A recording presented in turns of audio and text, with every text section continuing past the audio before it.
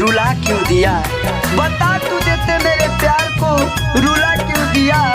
अरे मैं तो सिर्फ तुमसे प्यार कर रहा था, अरे मैं तो सिर्फ तुमसे प्यार कर रहा था।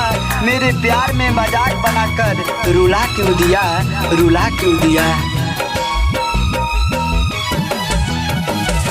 दूसरा के मेहंदी अपना हाथ में रचा के, दूसरा के मेहंदी अपना हाथ में रचा के, तू भूल गईलू यार अपना पियावा के पाके, तू भूल गईलू यार अपना पियावा के पाके।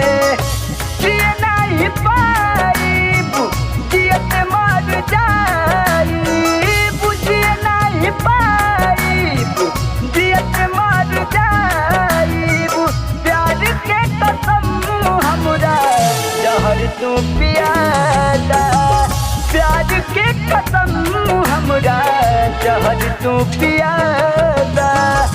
उम्मीदें वफा की आस लिए बैठे हैं, उम्मीदें वफा की आस लिए बैठे हैं। आजान फिर से देख ले एक बार पलट के, आजान फिर से देख ले एक बार पलट के। तेरे लिए आस लेकर बैठे हैं, आस लेकर बैठे हैं।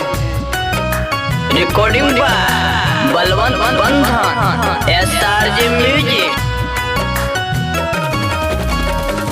आवे ना मोहब्बत हमरा कर के दिखैलू, हमरा के आज धरा के दूसरा भीड़ गईलू। अरे तू तो हमारा जियते मुआ गईलू ये हमार प्राण। आवे ना मोहब्बत हमरा कर के दिखैलू, हमरा के आज धरा के दूसरा भीड़ गईलू। खुश नहीं रहबू जान ससुरा में जाके, खुश नहीं रहबू जान ससुरा में जाके।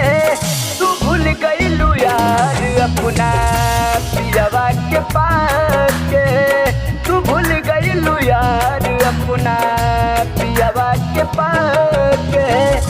आँख से आँख मिला के हमारा से प्यार बहुत कैलू, आँख से आँख मिला के हमारा से प्यार बहुत कैलू।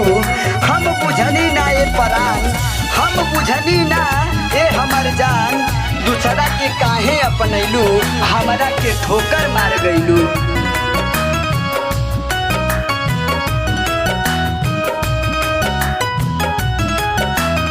Recording by Balwant Bandhan SRJ music.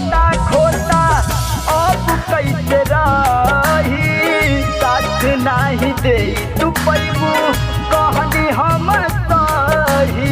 ये जान ई तू का कह देलू, हमके जियते मुआ देलू। छोड़ गइल तोता खोता अब कैसे रही, साथ नहीं दे तू पैबू कहनी हम सही।